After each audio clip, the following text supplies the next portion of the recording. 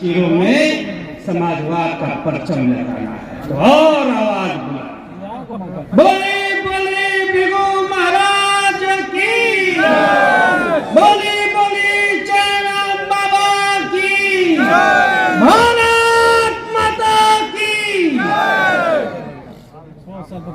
जनेश्वर जी अमर रहे, जयप्रकाश नारायण अमर रहे, बद्री जी अमर रहे। जिस मंच पर आदरणीय शिवपाल जी मौजूद हो, आदरणीय चौधरी जी मौजूद हो, नारद जी, संग्राम जी, समाजवाद के सारे सेनानी मौजूद हो, वह मंच अपने आप में संघर्ष का मंच हो जाता है। एक नारा गूंजा था बलिया की गलियों में, उत्तर प्रदेश की गलियों में, बोल मुलायम हल्ला बोल।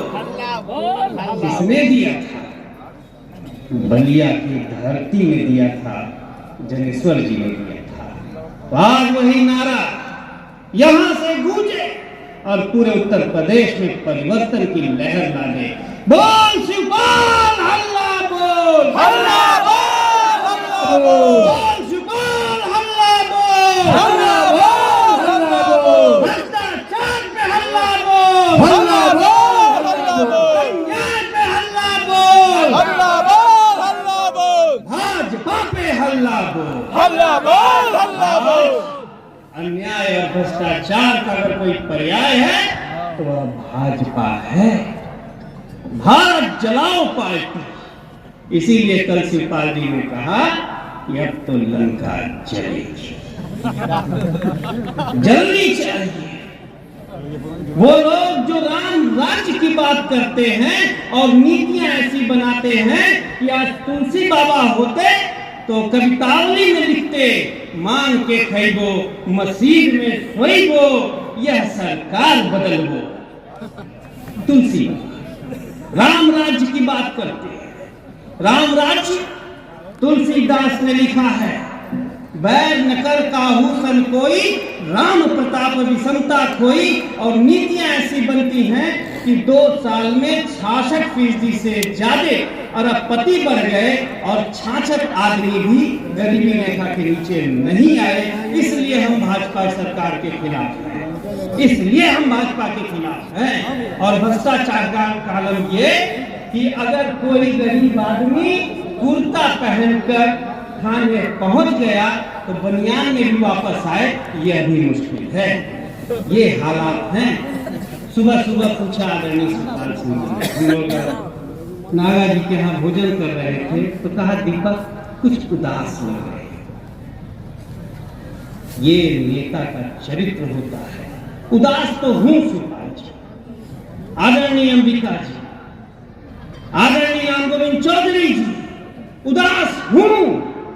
इसलिए नहीं, इसलिए उदास हूं कि हमारी भारत माता उदास है, जिसके ऊपर 667 अरब डॉलर का कर्ज चढ़ चुका है। उदास हूं और उदास हर वह आदमी है जिसने एमए की डिग्री ले ली, प्रोफेसर बनने की काबिलियत है, नेट पास कर चुका है, लेकिन किसी प्राइवेट स्कूल में 5000 की भी नौकरी नहीं मिल रही है। पहले काटा था अंगूठा के लिए यारी ने, अब तो बाजू भी कलम कर दिए बेकारी ने। ये हिंदुस्तान की आवाज है। और हमारे प्रधानमंत्री जी सीना तान कर कहते हैं कि हिंदुस्तान यानी मोदी विश्व विजेता हो गया।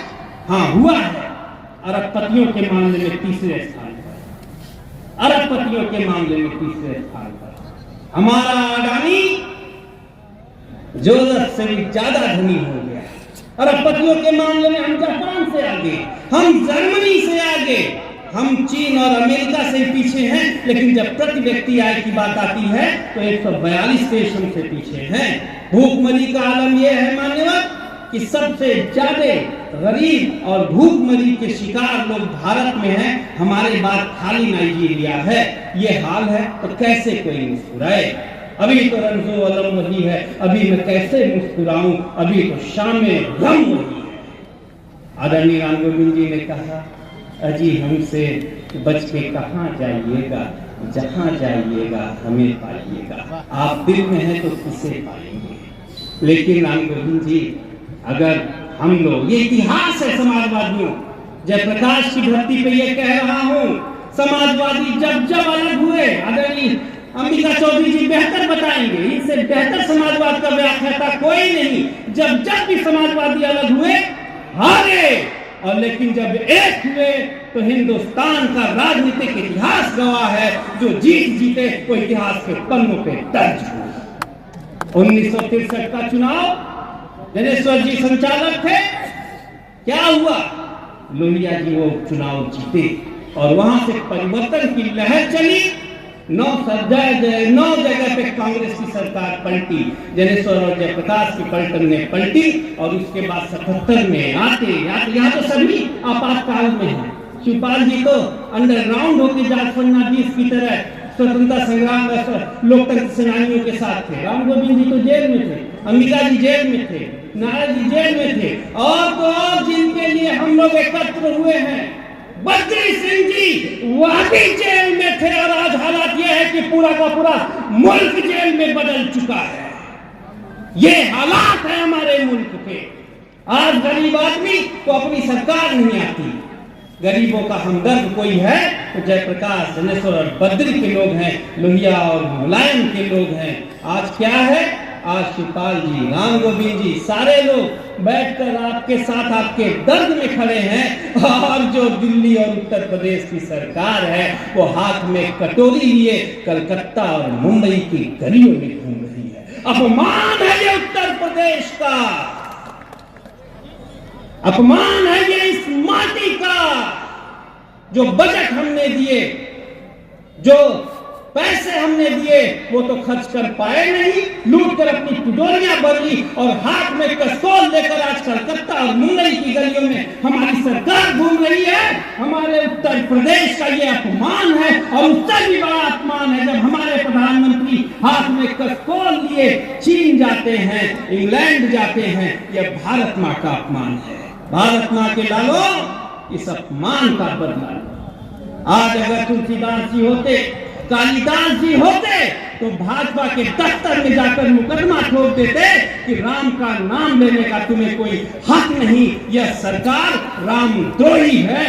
भगवान कृष्ण ने, बस ये बात कह के बात को विराम दूंगा, जहां अंबिका जी को बोलना हो, शिवपाल जी को बोलना हो। भगवान कृष्ण ने, कल सही कहा शिवपाल जी ने, असली राम और कृष्ण के लोग तो ये लोग हैं जो ग्वालों के साथ खेल रहे हैं, जो संघर्ष कर रहे हैं। क्या कहा है भगवान कृष्ण ने रामराज की व्याख्या करते हुए?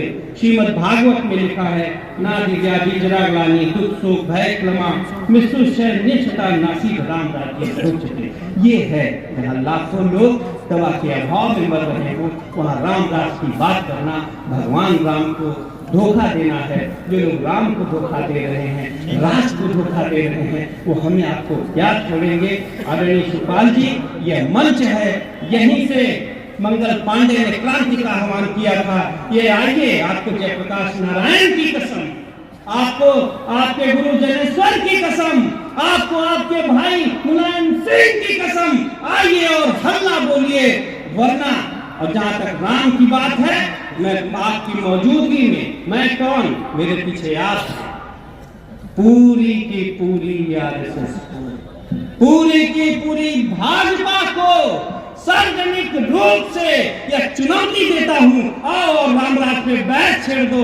आपकी नीतियां राम विरोधी हैं, जन जन के राम के विरोधी हैं। हम लोग तो असली समाजवादी लोग हैं।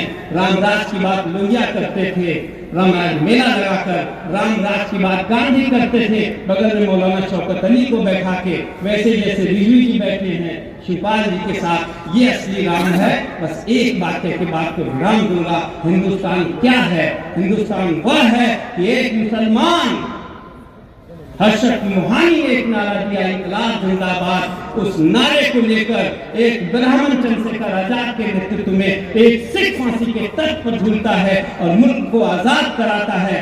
सपना क्या था? स्वतंत्रता और समाजवाद। समाजवाद का स्वप्न पुकारता है, बुला रही हैं तुम्हें देश की कोटि कोटि झोपड़ियां। उठो शिवपाल, अब न गिरो तुम एक वक्त की घड़ियां। बुला रही हैं तुम्हें देश की कोटि कोटि झोपड़ियां।